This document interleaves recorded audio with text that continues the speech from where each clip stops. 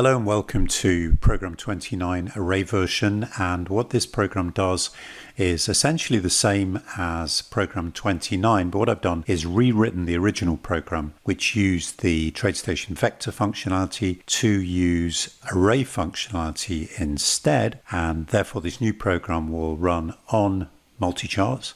It will also run on TradeStation.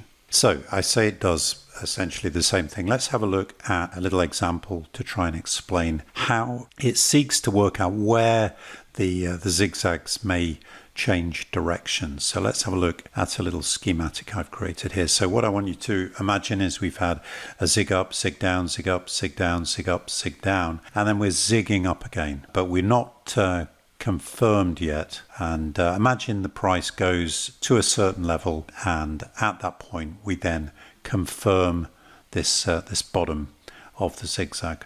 When that is confirmed, we do several things.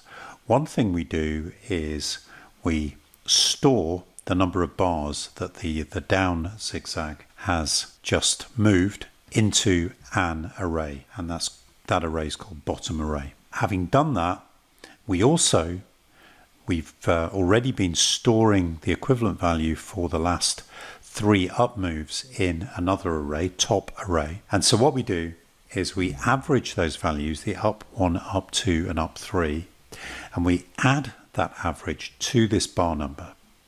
And then if the value of the average plus the bar number is greater than the current bar, then we store that in another array. And that array is called FUT bottom line array. And then we're doing similar things when we have a top of a zigzag confirmed. But let's just focus on what happens for this bottom line array. So the value is stored in FUT bottom line array. And then what the program does for every single bar from then on, it says, is this bar equal to a value in the FUT bottom line array? Or I should just slightly change what I say there, because what it actually does is, I'm just going to refer to the program, and what we do is we say if the PIV direction is up. So we currently, in the example we're looking at, the PIV direction is currently up. If the PIV direction is up, we're going to go through the size of the future bottom line array and see if the current bar is equal to one of the items stored in that array. And if it is, then we will draw a vertical line on the chart. And then similarly the other way around. So here we have the program applied to TradeStation. In fact, we have the array version at the top on the blue background chart, and we have the vector version at the bottom applied to a similar 1 minute e-mini chart.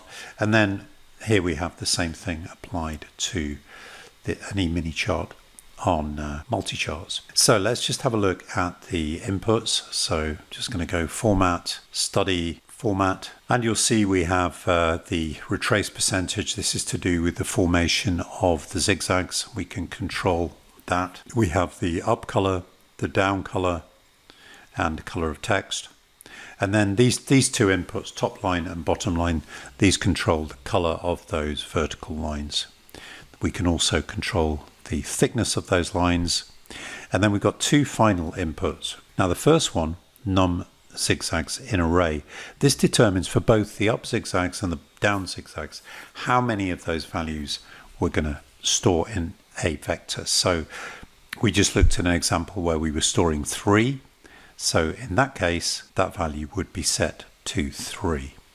You could set it to any number you like within reason. And then the size of the future array, this determines how many values we're going to store in the array where we store the value of the bar number here plus the average of the up zigs or the down zigs, depending on which array. And that is what is compared with the current bar. Anyway, hopefully you might find this a useful program, or at least an interesting program from a programming standpoint. The program is available for immediate download. In addition, if you find this sort of thing useful, you're interested in EasyLanguage or PowerLanguage, then please subscribe to this YouTube channel. And once you're subscribed, if you see the little bell next to the subscribe button, then if you click that, you will get notified of future videos. And also, because not necessarily everything is a video on YouTube, then please subscribe to the Marketplace email list. Anyway, thank you very much.